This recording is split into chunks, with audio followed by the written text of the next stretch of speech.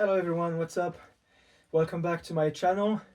I'm straight out of the shower and I realized that I forgot to shoot a video today and I don't want to break my streak, so here I am to to shoot a quick video.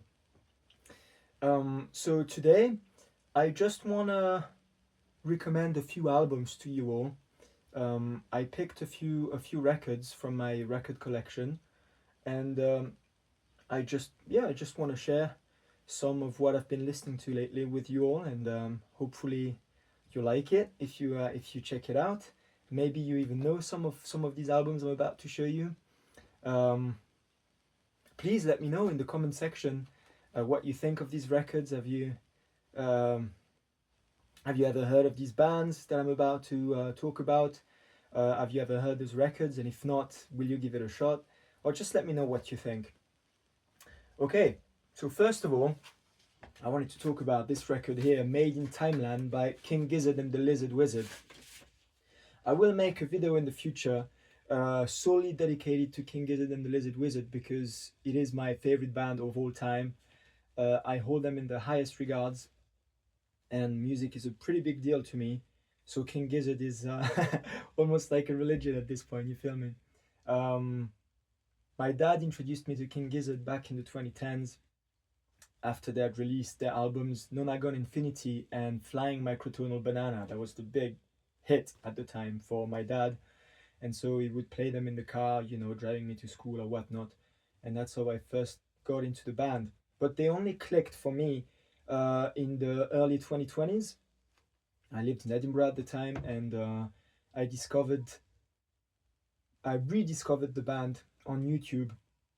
I remember watching that insane live show by King Gizzard on YouTube. The video is still there, by the way, if you want to look it up. It's King Gizzard live in Bonnaroo 2022, if I remember correctly. I think it's 2022.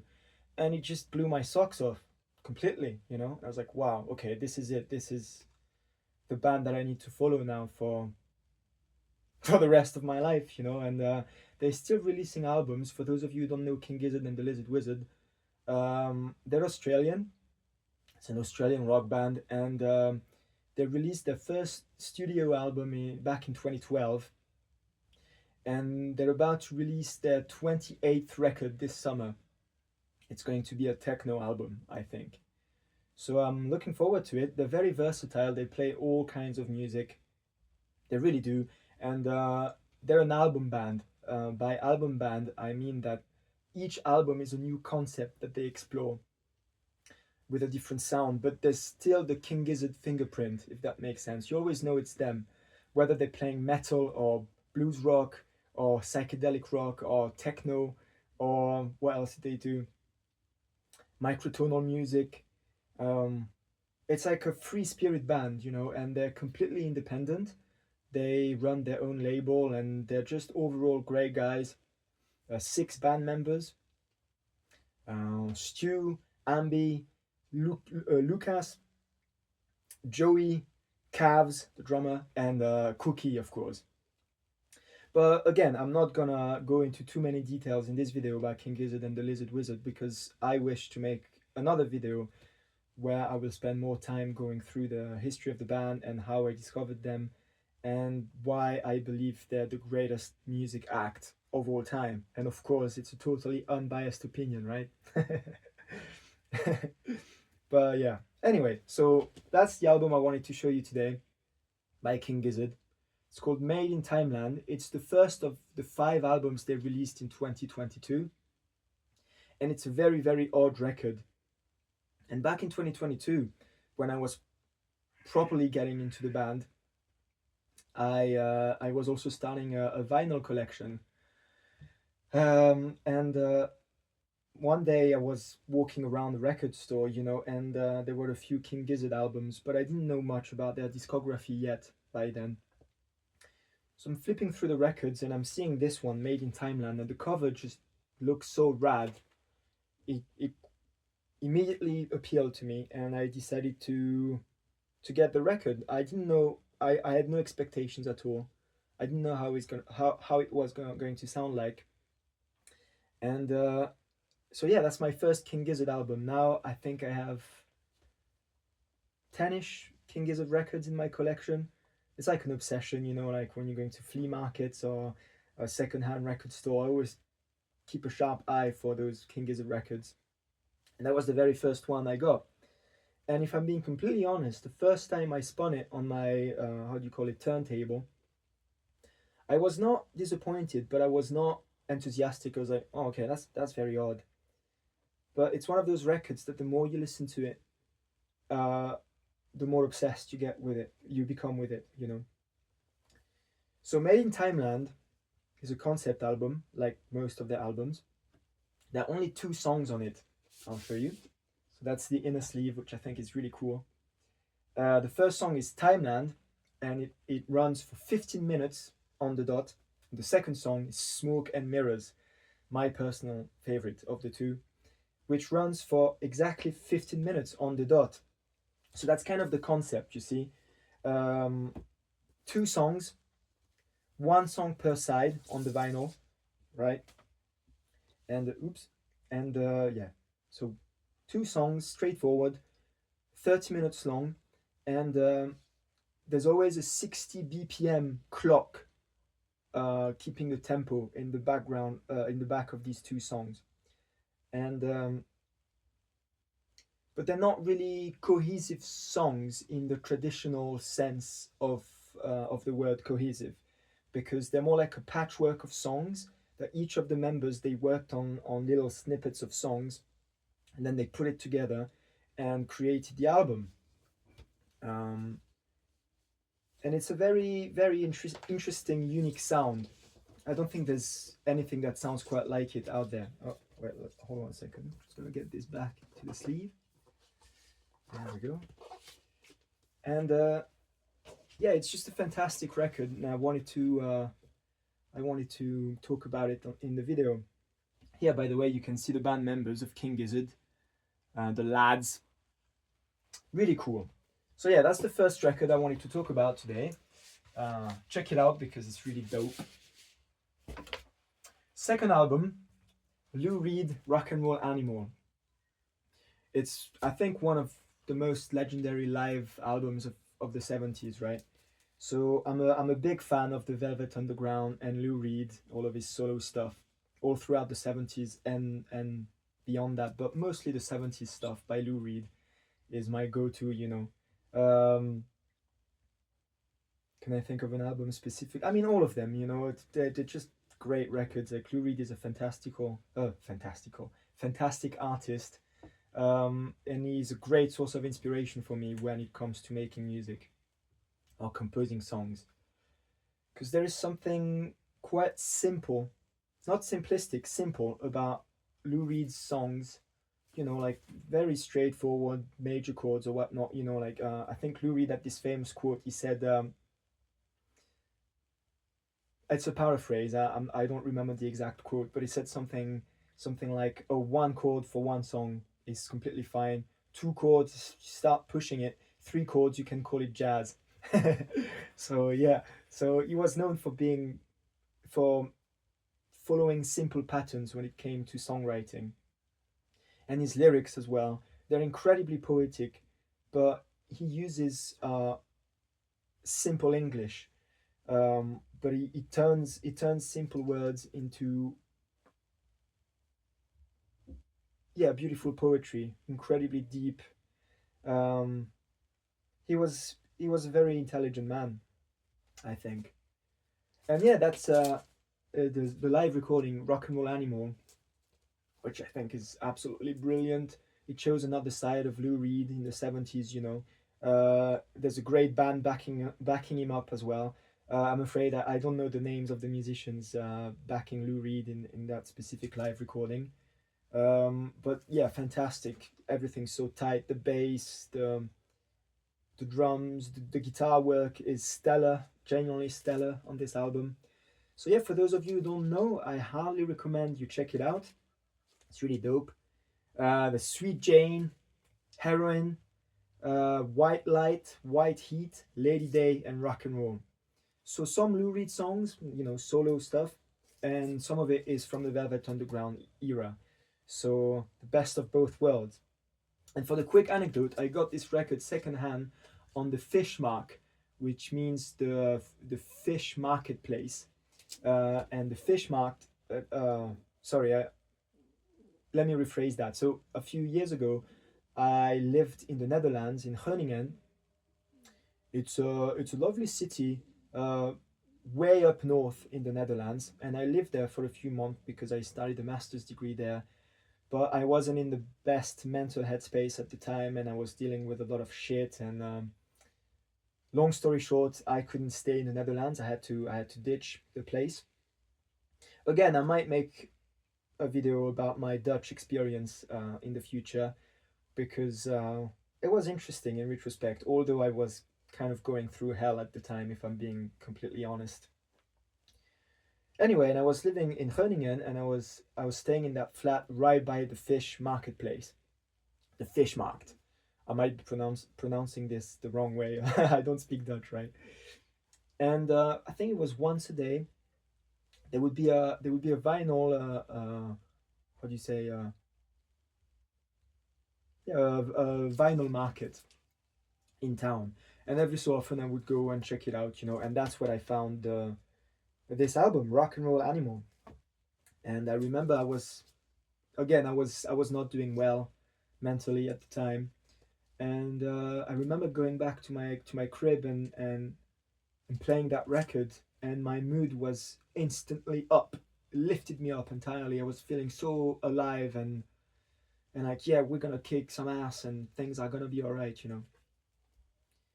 And also very derivative, of course, the cover of the album. I should mention that, with Lou Reed wearing makeup and fitting the overall BDSM aesthetic, right? Um, which was something that he explored with the Velvet Underground as well in the 60s. A very derivative for the time. Um, yeah, ahead of the curve, basically. Talking about the Velvet Underground, just a quick anecdote. So my first girlfriend is French American, right? And I mean, we're no longer together, but a few years ago, I came over to America to visit her, and she's from Pittsburgh, Pennsylvania. And I stayed there for a few weeks, and of course we visited the Warhol Museum in Pittsburgh because Andy Warhol is from Pittsburgh. I'm not the biggest fan of Andy Warhol's work. I appreciate it for what it is. I understand that it was groundbreaking for the time and all that, but it's not. I'm not a fan of Andy Warhol stuff. I don't know, just to say, it doesn't move me that much. But we went to the museum anyway, and it was brilliant. I loved it, and of course, Andy Warhol worked with the Velvet Underground in the late '60s. He actually funded their first album, the self-titled album, The Velvet Underground, and Nico, the one with the banana on it. And there was an entire floor of that Andy Warhol Museum in Pittsburgh that was dedicated to the Velvet Underground and the whole period of Andy Warhol's life when he was very close with the members of the band. And there was an entire wall on that floor with copies of the first Velvet Underground album, like original copies from 1967, because that's when it was released, that first record. So I really love that. That was a cool memory I have. Anyway, so Lou Reed, Rock and Roll Animal.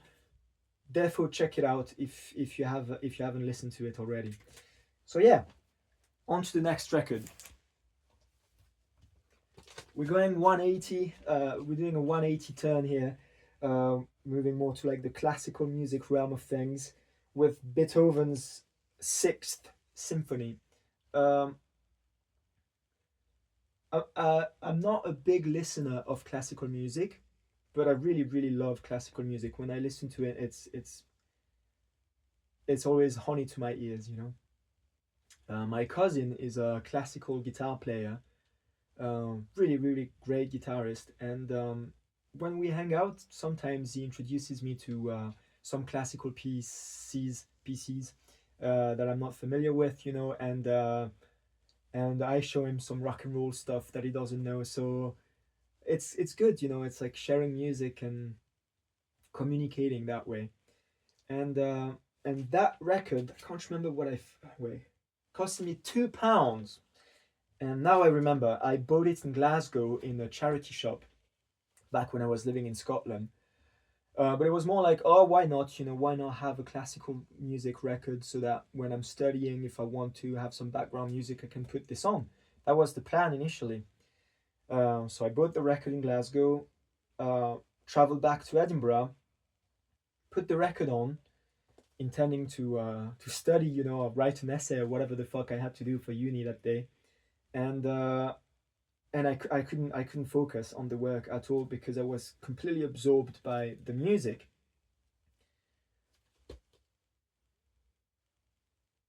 It's yeah, just a brilliant, brilliant symphony.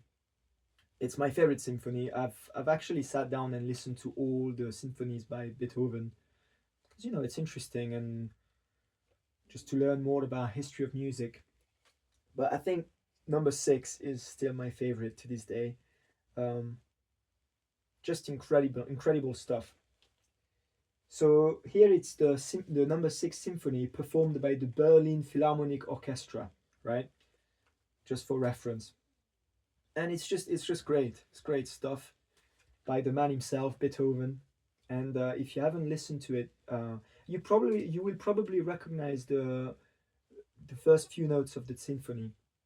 But if you haven't listened to the whole thing, please do yourself a favor and give it a go because it's really, really good. All right. Now, last but certainly not least, here's the final record I wanted to show you. Definitely not least because I actually initially I wanted to talk about this record and just this record for the video, but then I decided, oh heck, I'm just gonna talk about a few different records. But that's the one I initially wanted to shoot the video for. Brilliant, brilliant album.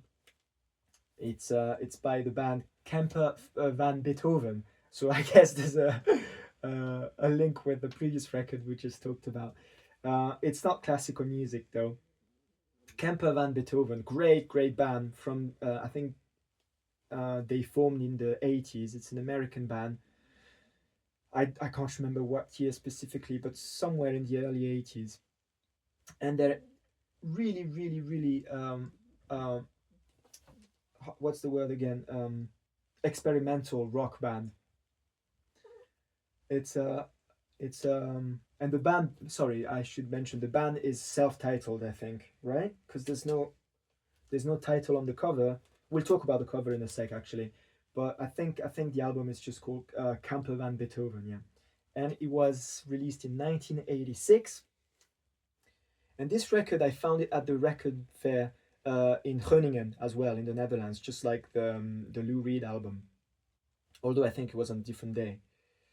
And yeah, again, I found that record, and I was intrigued by the cover. The colors, and here's a closer look, and also the back of the record. It looks so DIY, like handwritten, with the different with the track list and the musicians, uh, some Easter eggs as well. For instance, there's a Eugene Chadbourne, one of the musicians, genuine psychedelic guitar solos, banjo, and living one dirty sock in Albuquerque. So yeah, it just made me laugh when I found that record at the fair, and I figured, oh heck, it wasn't that expensive, so I bought it and came back home and listened to it, and just like the Lou Reed record, I was instantly hooked, and I was like, yo, this is the shit.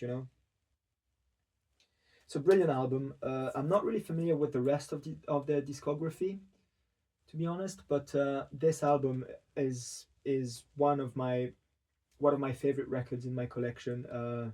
I come back to it very, very often. How can I describe their music? It's like a sonic patchwork of different kinds of music, but it doesn't sound messy. It doesn't sound incoherent at all. It's very well put together. So there's some psychedelic rock. Um, there's some country music in there. Sometimes you get more like avant-garde experimental music, with spoken words. What else is there in there?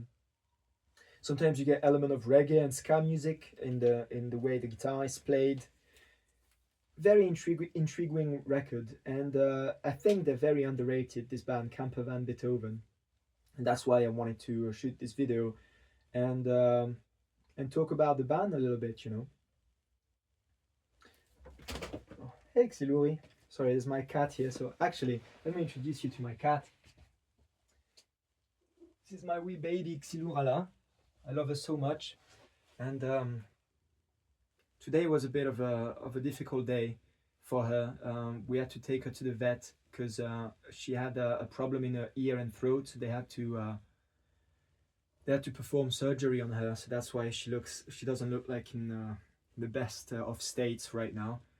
So yeah, and they had to put her to sleep as well. And so I was quite concerned today, and I thought about her a lot. And but she seems to be doing better now. And she was just in my room because I'm looking after her, you know, making sure she's doing all right. Ah, ma belle, jolie jolie chacha, vui vui. You want to say hi to the camera? Hello. All right, guys. So that album, to come back to this quickly, Camper Van Beethoven. Sublime, sublime record.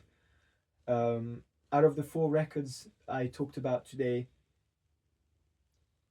this is the one. I mean, there's no ranking, but you know, that's the one I am the most likely to listen to on a daily basis because it just